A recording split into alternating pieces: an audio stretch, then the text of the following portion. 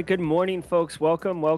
Today is Wednesday, July 6th. This is episode number 147 of the Daily Cyber Threat Briefing. I'm your host, Dr. Gerald Auger, and over the next 30 minutes or so, maybe it'll run long, I'll be delivering the top cybersecurity news stories of the day and providing my expert analysis on each of those stories and what it means to you as a practitioner, or if you're looking to break in the industry, really how you can sort it all out, make it accessible to you, and most importantly, how you can operationalize it in your life.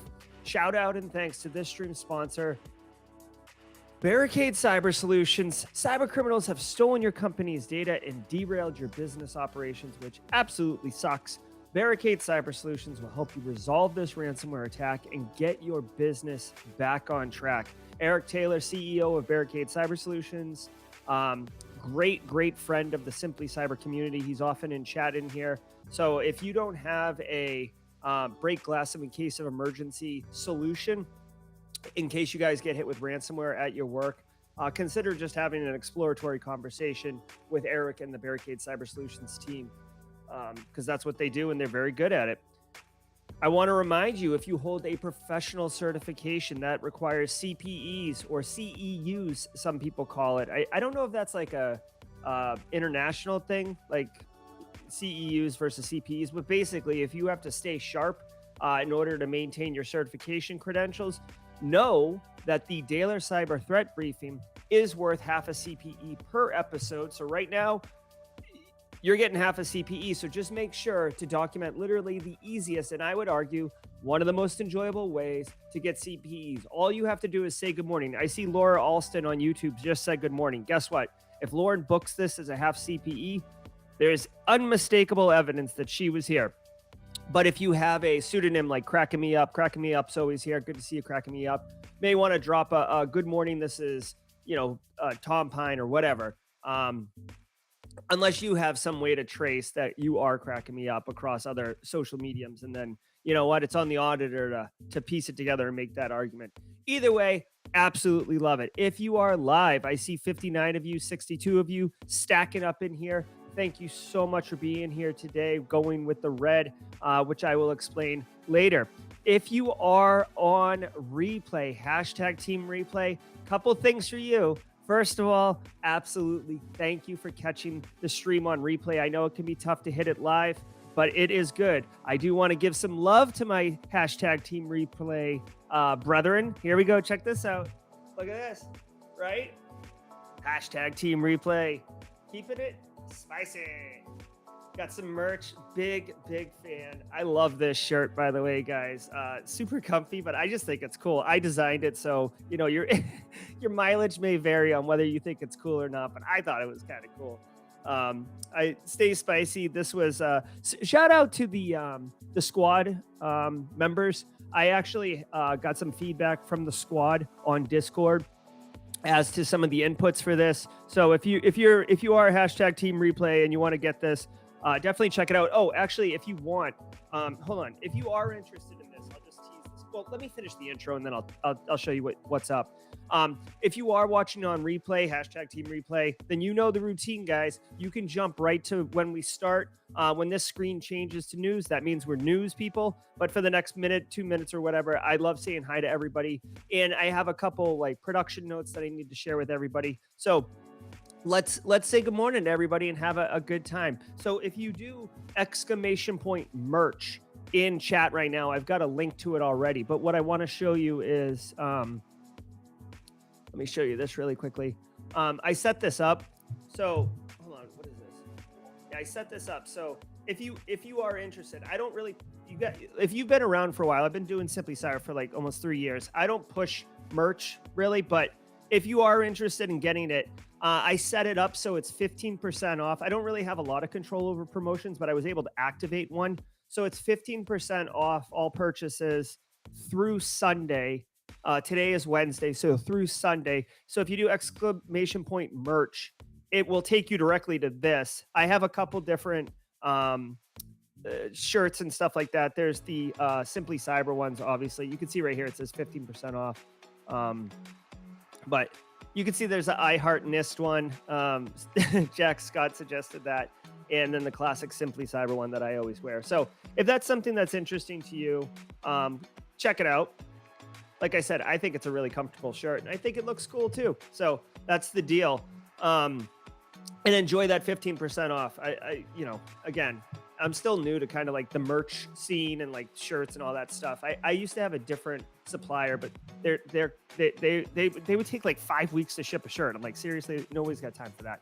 All right, so let's say good morning to everybody. Hey, Kimberly. Hey, Jim Lund. I saw you in there. Pono Joe, Anna Lynn. Nice to see you.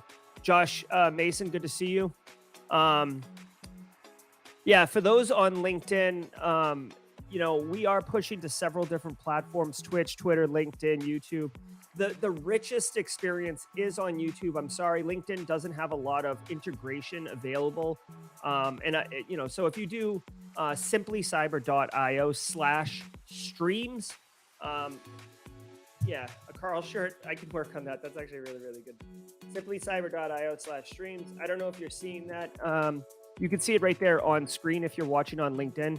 That will take you directly to the YouTube channel and get you set up so you can engage with the polls, the emotes, the better, richer chat experience. So it's just a better situation. Oh, yeah, Steiber Norse. I pushed to Twitch. There's like 1 or 2 people who catch it on Twitch, but it's all good. Hey, Carrie, good to see you. Tom Bishop, I'm glad we got you sorted out on Discord. Hey, Tony MBA. Good morning to you too. Hey, Anthony. If you said good morning, I haven't had a chance to say hi to you. It's just I've been trying to produce a bunch of different stuff up here, but know that I genuinely appreciate all of you being here today to catch the news.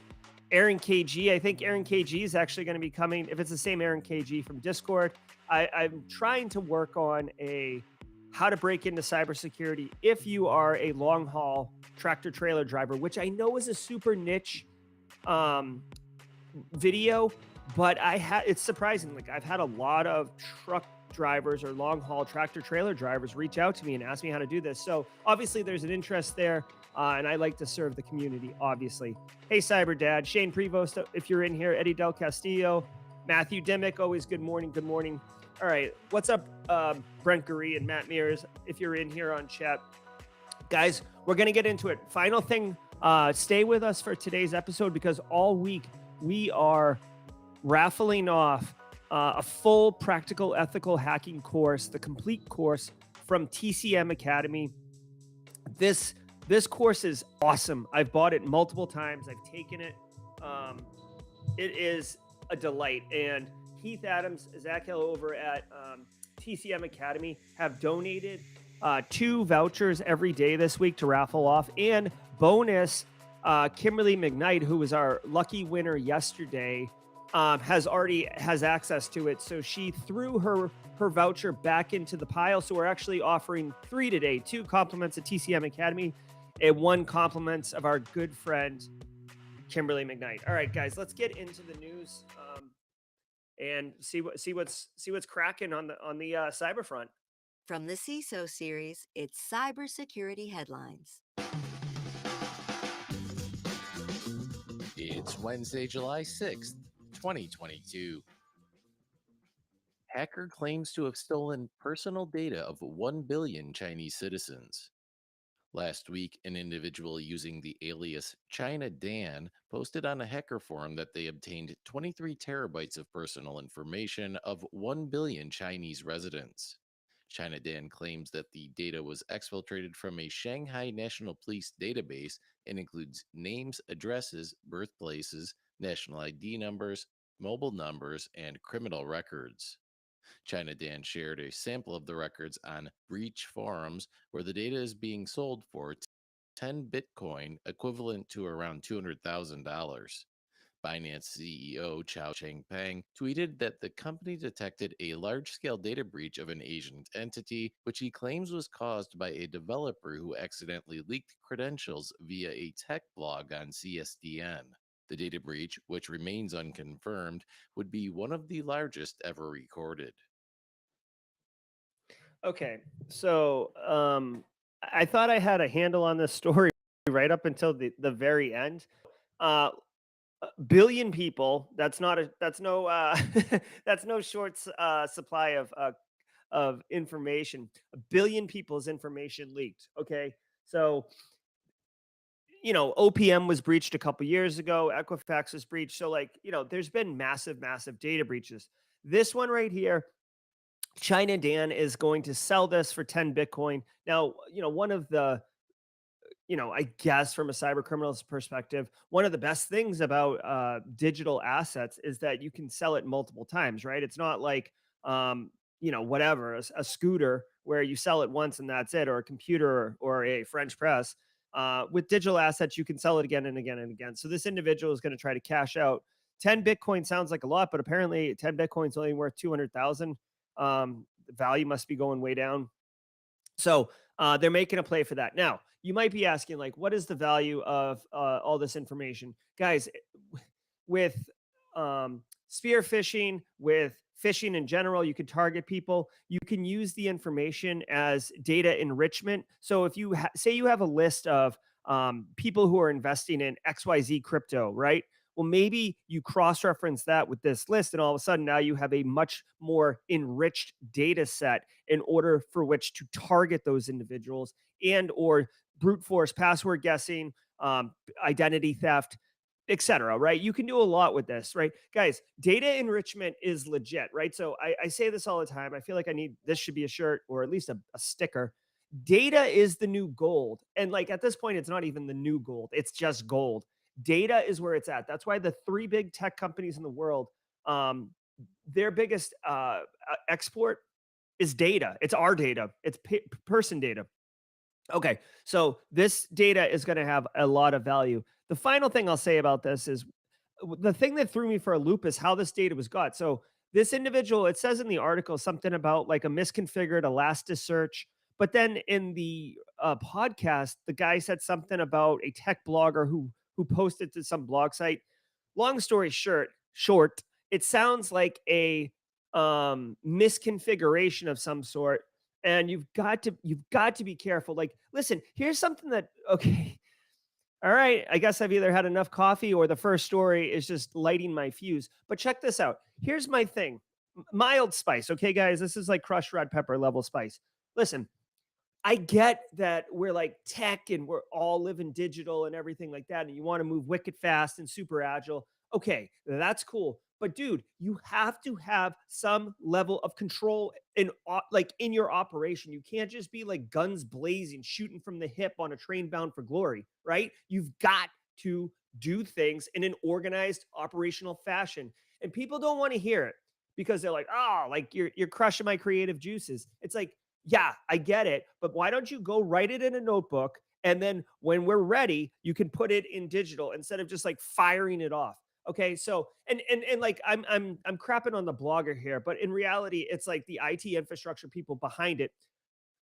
You guys know, I love IT people. I'm an infosec person. They are different roles, okay? But I don't want to say that IT people don't care, because they do care.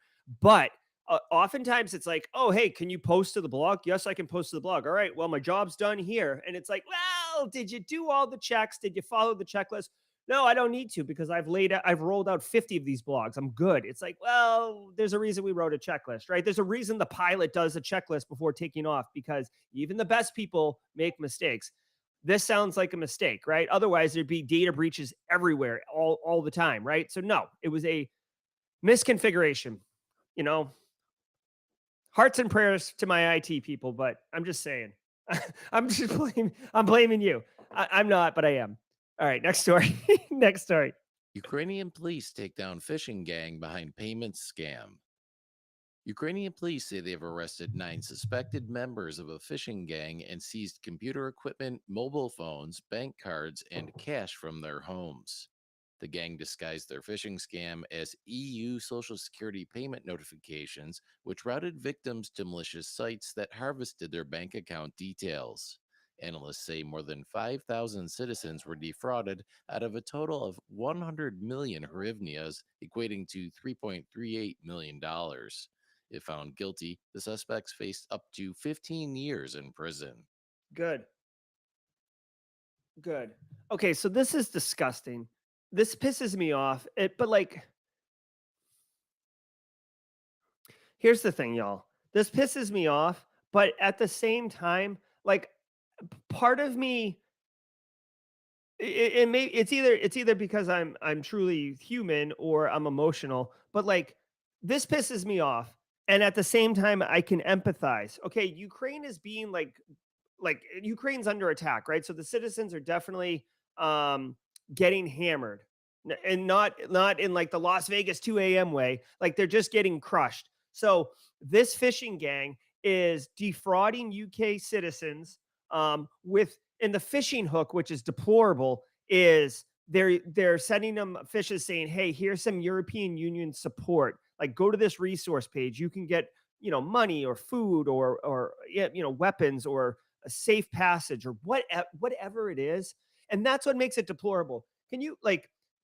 It's preying on people's fear and weaknesses, right? When they are vulnerable, and when they're vulnerable, then they're seeking help, like, oh, please, just like a rope in the dark to hold on to. And then instead of a rope in the dark, they're like reaching out and getting like open hands slapped across the face, and by being taken advantage of. So I'm really pumped that the Ukrainian police took these people down, and 14 years in jail. um I don't know. I'd have to really do the thinking on whether or not that's a appropriate punishment or not from a justice perspective. I mean, you can't like put everyone to death or whatever, or life in prison for every crime. But it's just this sucks, man. I hope these people have time to really reflect on how scum this particular attack is. Like when you're attacking vulnerable, like I don't know, it's like I'm not saying it's okay to attack like faceless corporations and stuff, but at least the victim is a little bit more diluted, if you will. This is like, single dad of two who's like trying to make ends meet and feed his kids, and all of a sudden like, oh, like here's something I can do, and then now like the little bit of coinage they've been able to save up is gone, right? Or whatever. It just, come on, man. That leaves a bad taste in my mouth. NIST unveils quantum proof cryptography algorithms. On Tuesday, NIST announced its future standards will include 4 encryption algorithms designed to withstand hacking threats powered by quantum computing. The algorithms include one for general encryption purposes and another 3 for digital signatures and identity verification.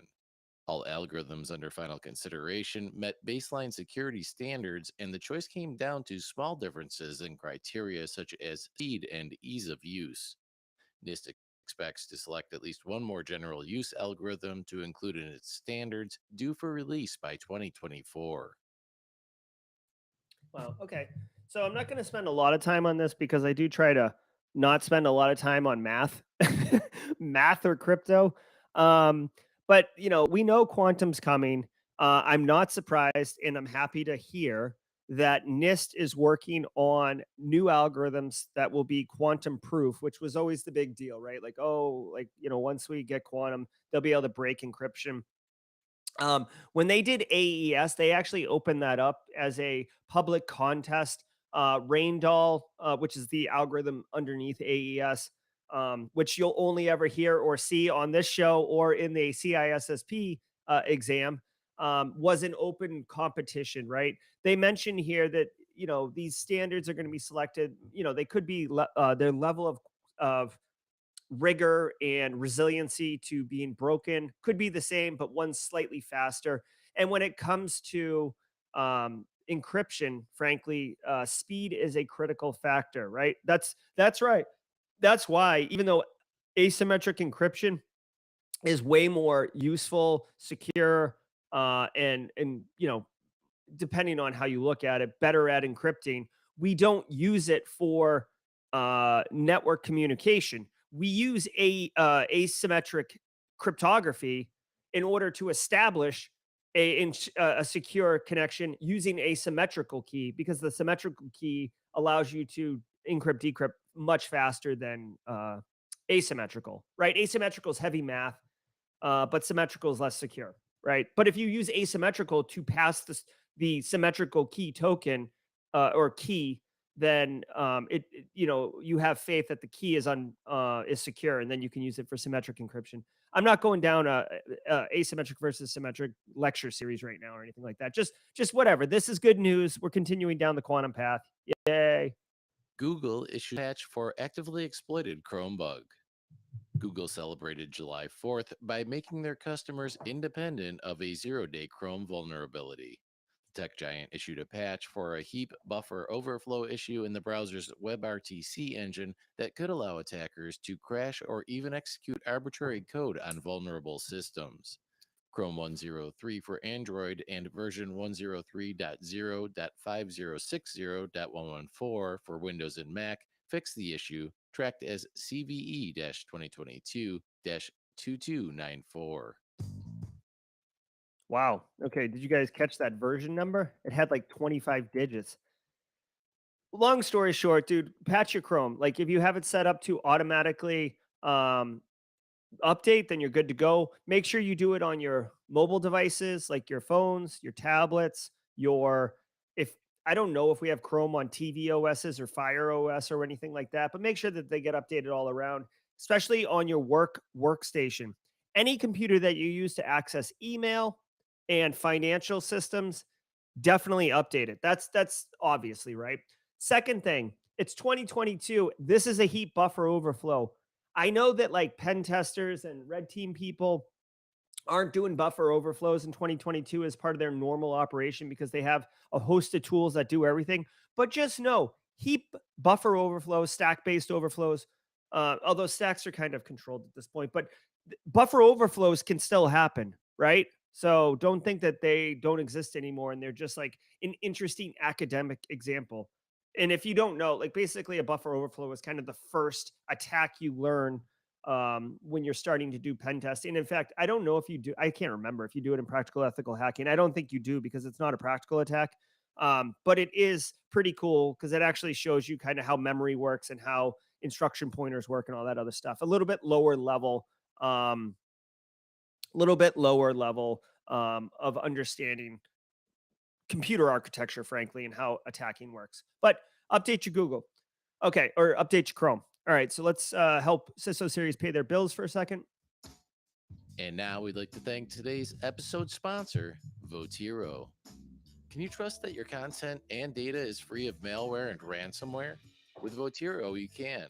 Votiro removes evasive and unknown malware from content in milliseconds without impacting file fidelity or usability. It even works on password protected and zip files. Plus, it's an API, so it integrates with everything, including Microsoft 365. Learn more at Votiro.com. It's VOTIRO.com.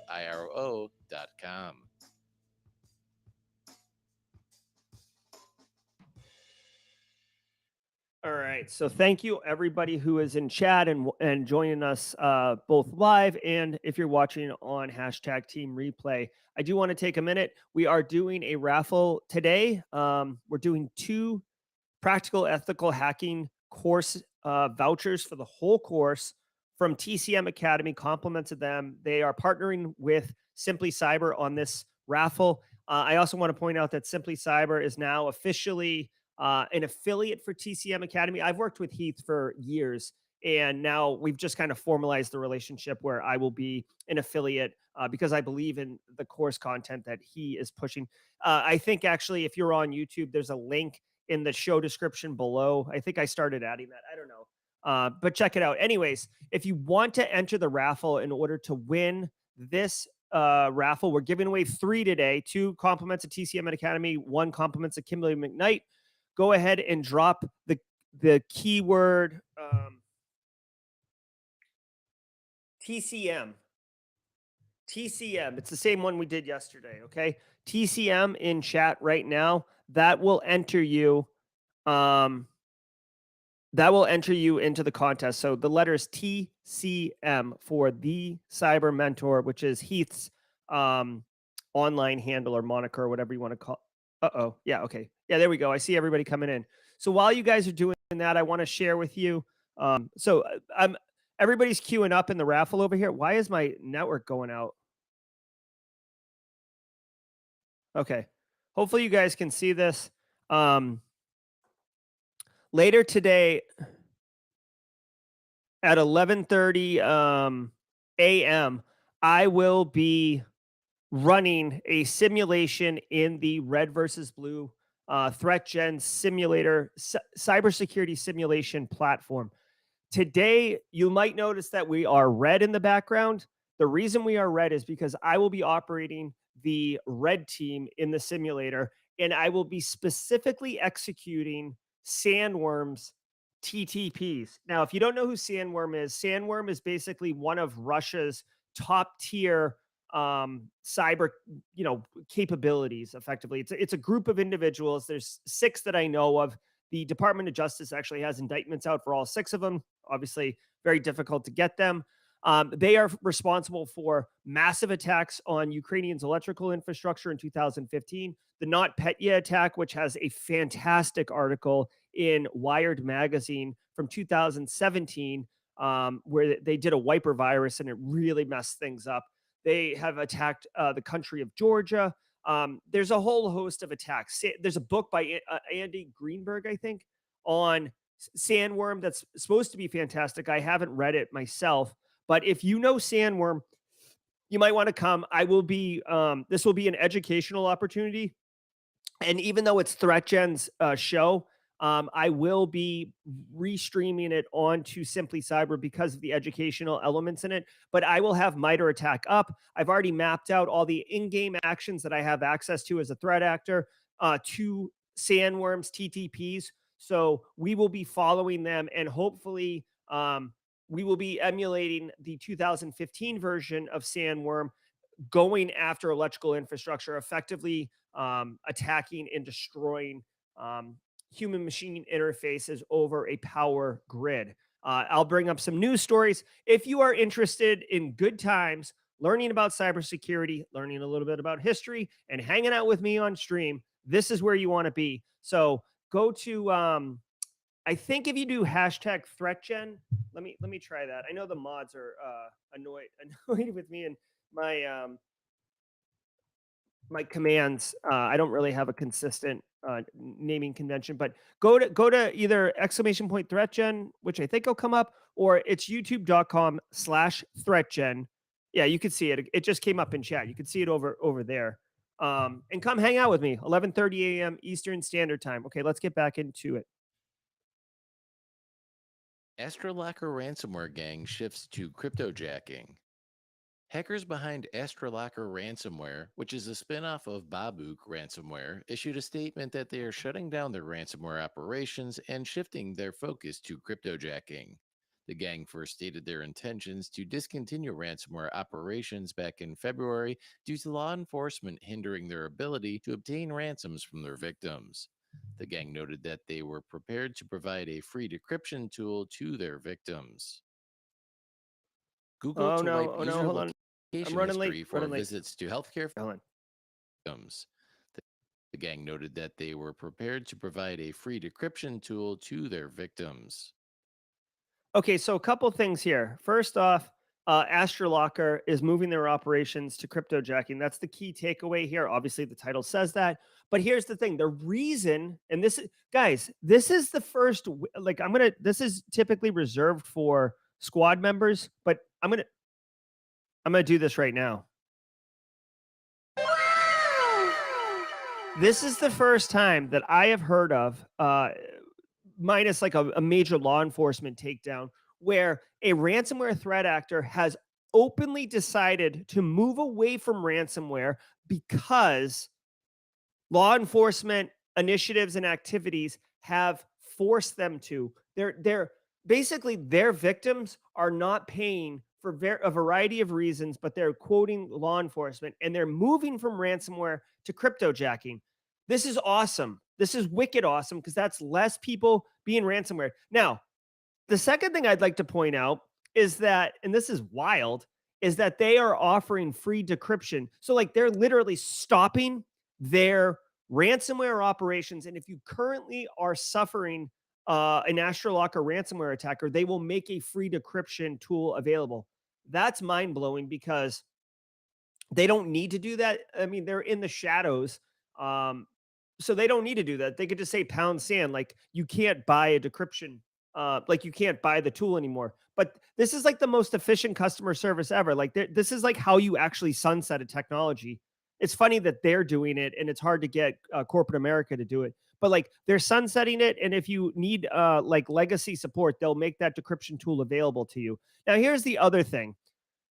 They are moving to cryptojacking. I have said this for a while, and this was based on a conversation I had with Paul Imey, who's a really seasoned cybersecurity practitioner over at Soteria back in July of 2021.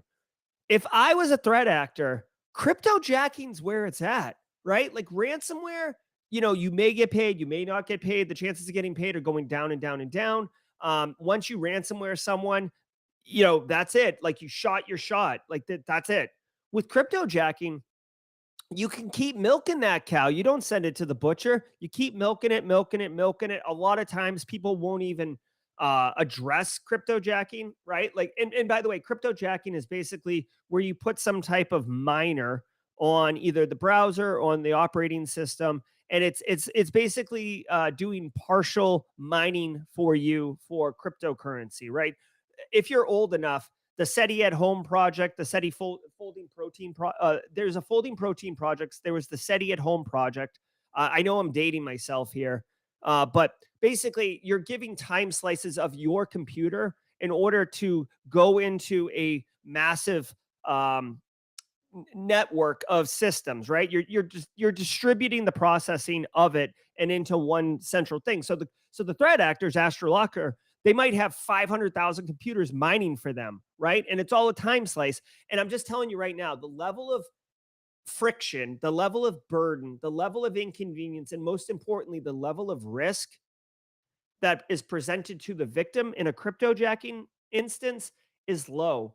So low that I have been CISO at businesses before and found cryptojacked machines, and I noted them and put them over here.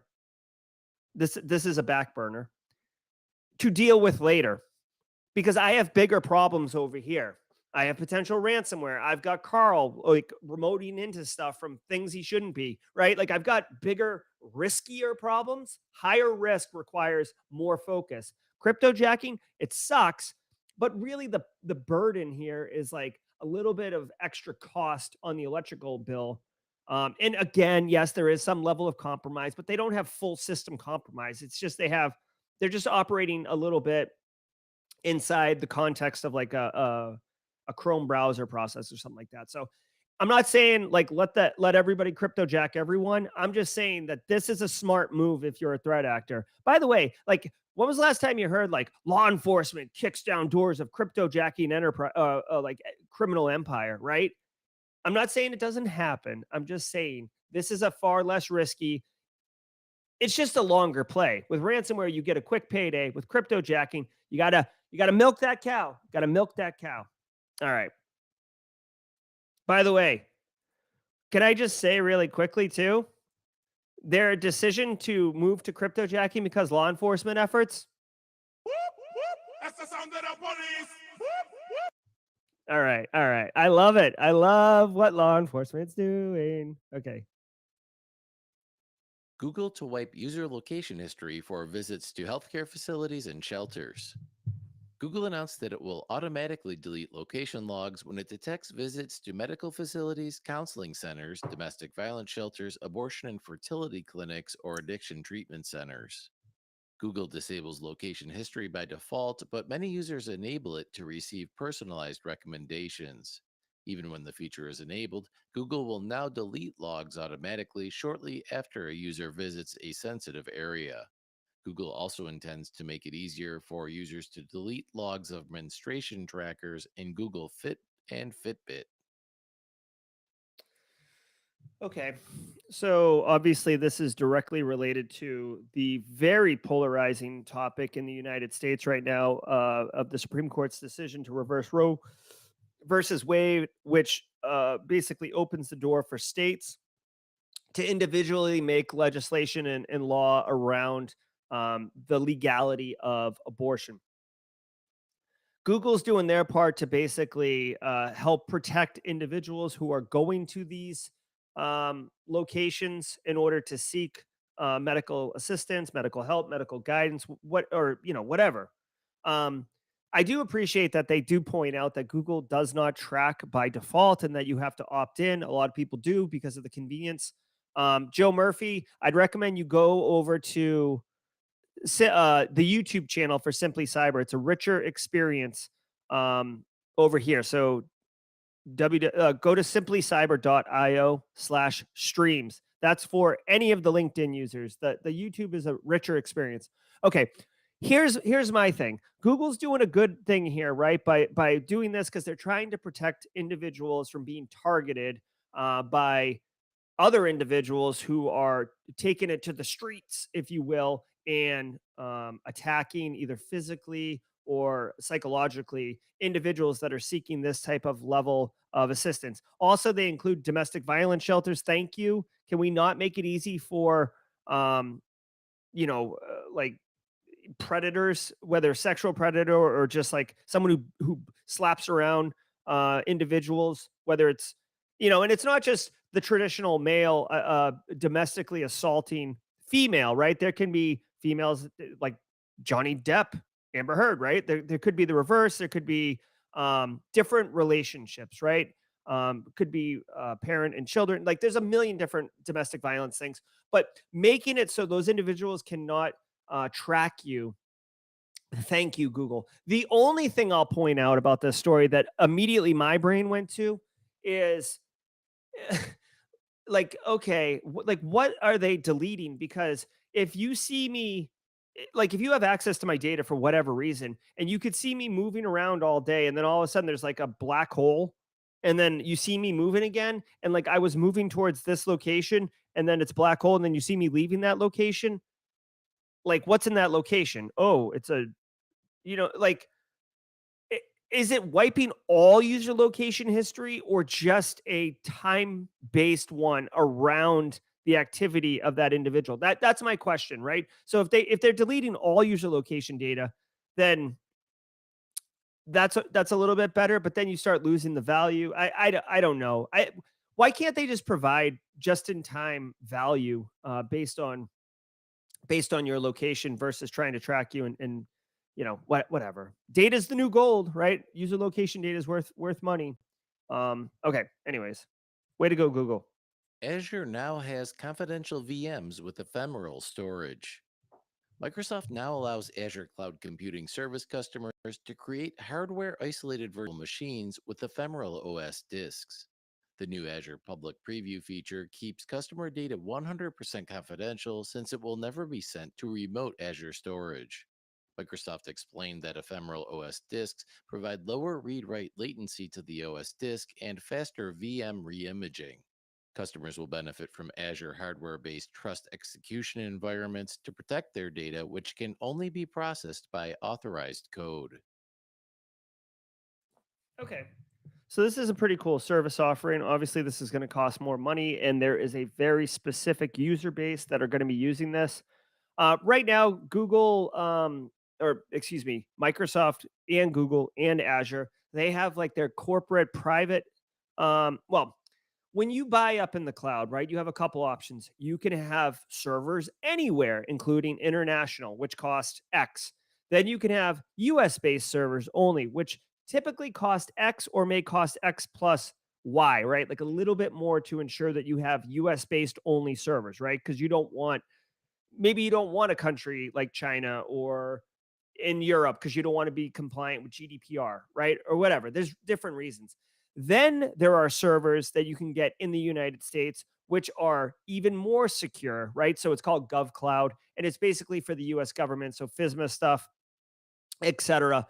So, and that costs X plus Y plus Z, right? It costs more because you're getting dedicated systems. This is another move that way. So Microsoft is offering ephemeral storage, which basically means that when you turn it off, it wipes immediately. Think of it as like extremely volatile memory, or there's no retention. Now, you would not use these type of VMs for your domain controller or your exchange server, right? Because it wipes instantly. The second you configure everything, it's completely wiped. So this is more for you would use these type of things like, say you're doing like advanced R&D research, or you're testing something, or you're doing machine learning and you're working with like a very sensitive um, technology. Maybe you're Tesla and you're working on a couple new battery technologies.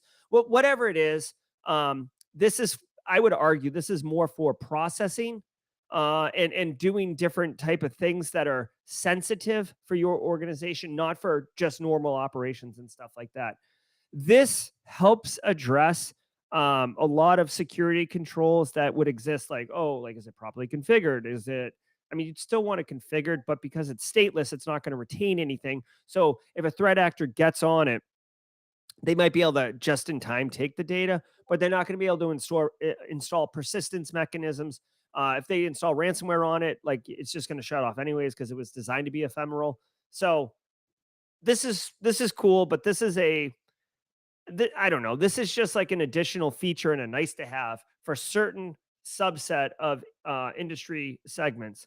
I will say that it's not exclusively for financial services, but I'm thinking financial services and crypto related stuff are going to want this level of confidentiality for different reasons. Also, big tech. And there's big bucks in that, right? So big money. I don't have a money sounder right now, straight cash, homie. So Azure's not going to spend this amount of time and this level of effort and this amount of money unless they're guaranteed to get like a great return on their investment. So this is definitely money related. Kimberly, if you can drop some cyber Randy emotes into chat, I'd appreciate it because I can't do it myself right now. But that's definitely, this is straight cash, homie. UK signs its first post-Brexit data sharing deal. On Tuesday, the UK announced its first international data sharing deal since it exited the European Union 6 years ago. The agreement will allow unrestricted data transfer between the UK and South Korea, which is home to mobile tech giants Samsung and LG. The UK's data minister, Julia Lopez, says she expects the new agreement to bolster digital trade and vital research. Google, MasterCard, and Microsoft were among companies advising the government on this deal as part of an international data transfer expert council formed earlier this year.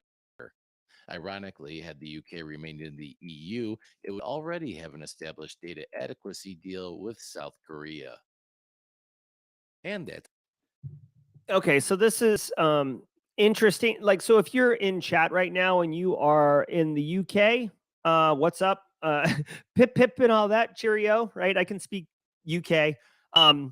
That's totally inappropriate. I don't even know if that's politically incorrect, but that's like the extent of like oh god, Cockney? Is it Cockney? Is that the language or with the dialect, or I don't know. I'm so uncultured. Anyways, UK signs its first data sharing deal post Brexit with South Korea. I almost never, I almost never read these stories as I'm prepping the show for the show. But this one I was like, what is this? So I actually did skim this one because I was confused. So the data sharing deal, I guess maybe as an American, I just take it for granted that like I sign up for services and start using them.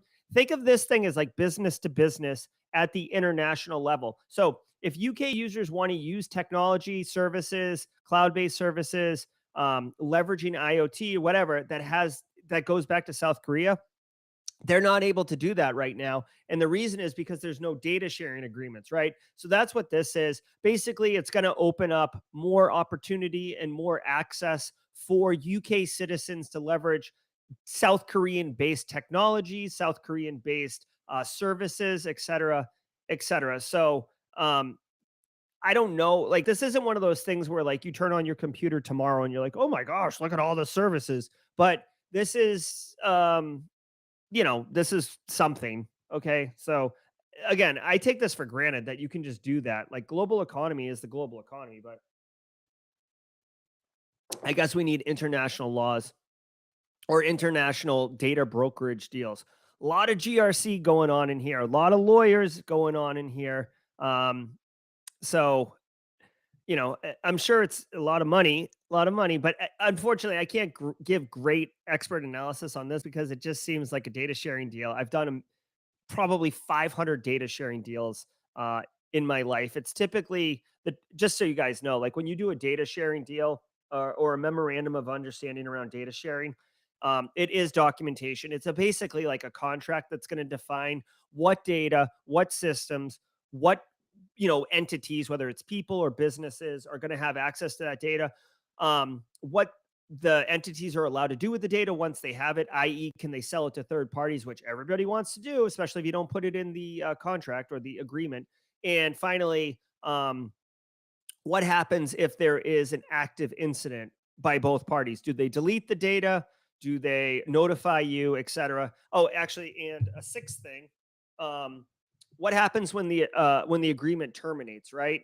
So when the agreement terminates, do you delete the data? Who owns the data? Does the data live on in perpetuity? Once I have the data, even though it's your data, can I enrich it and call it new data, which is a trick that you can do in order to get around some of these agreements? Or I don't want to call it scummy, but it is a way to manipulate a contract in order to keep data and call it new data because you enriched it with other data that you bought. Anyways, that's it. Data sharing sounds boring, but it is actually an advanced GRC skill, knowing how to navigate those agreements and relationships, and then most importantly, working with the business so they can monetize the data itself. Advanced GRC, hashtag super nerd. But it is a thing. Maybe I'll do like a quick course, like a just a one module or something like that. I don't know. We'll see. That's it for today's cybersecurity. That does it for today's cybersecurity headlines. Yeah, baby.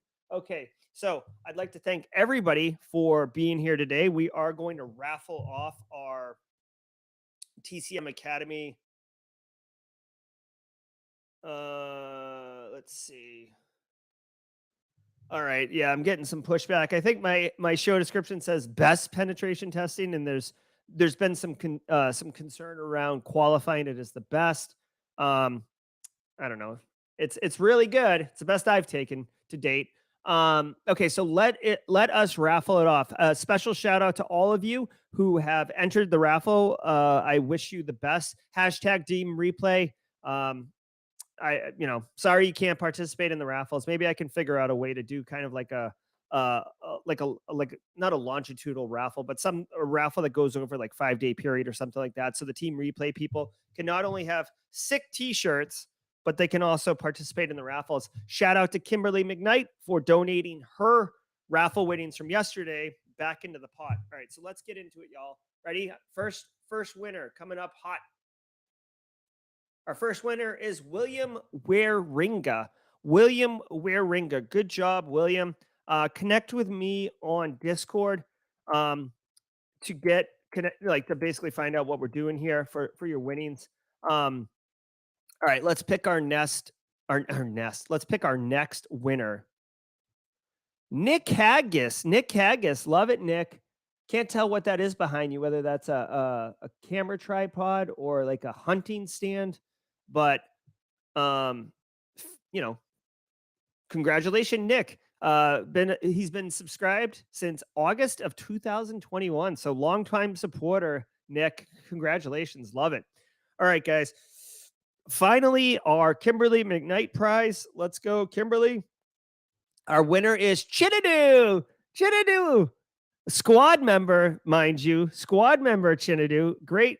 Happy to see Chinadu winning in chat. So that's going to do it. Our 3 winners, please connect with me on Discord and I can get with you. I'll just tell you really quickly the way it's going to work. Normally, I just give you the prize as you win it. But I talked to Zach over at TCM Academy. The way he wants it is basically at the end of the week, I'm going to give him a list of everybody that won, and he will reach out to you individually because it's not a coupon code. They're doing it a different way. So just know that you'll have to wait a few days to start the course, right? I think that that's fair to everyone. So please connect with me. All right, guys. So looks like 8:49. I did look at the chat comments yesterday and saw that people did not mind running long on chat. So that's cool. That works for me and that works for you. So let's keep doing it that way. Reminder, guys, that later today, please, if you want to come hang out at 11:30, I will be doing the Let's Play APT Sandworm. simulation on ThreatGen's YouTube channel. So exclamation point ThreatGen in chat right now. If you're on YouTube, if you're on LinkedIn, just know, like, set a calendar reminder for yourself at 11:30 a.m. Eastern Standard Time today. I will be going live, very similar to this. It'll be on my LinkedIn. It'll be on ThreatGen's LinkedIn and YouTube. And I'll be explaining Sandworm, showing you MITRE ATT&CK, and basically emulating them to a T. And my ultimate goal will be to recreate the Ukrainian electrical grid attack of 2015, which was kind of the first time Sandworm jumped on the scene.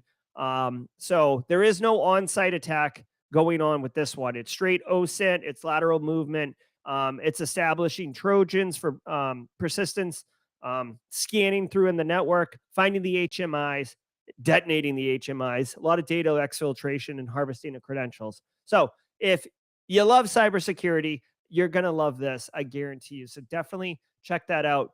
Just a final reminder for my hashtag team replay people. Right now, as I mentioned, this is available on the Simply Cyber spread shop, or whatever you want to call it. There should be a pinned comment. This is brand new. Hashtag team replay. Simply Cyber, stay spicy. I wanted to give some love to the folks on replay since they can't be here in person. It's 15% off through Sunday if that's something that's interesting you. If not, definitely stay here, keep consuming. It is freely accessible, and that matters to me. So that's going to do it for today's episode. Today was Wednesday, July 6th. This was your daily cyber threat briefing, episode 147. Everybody have a wonderful day. If you can't make it at 11:30, crush it, and we'll see you tomorrow at 8 a.m. Otherwise, I'll see you at 11:30. Cheers, everybody.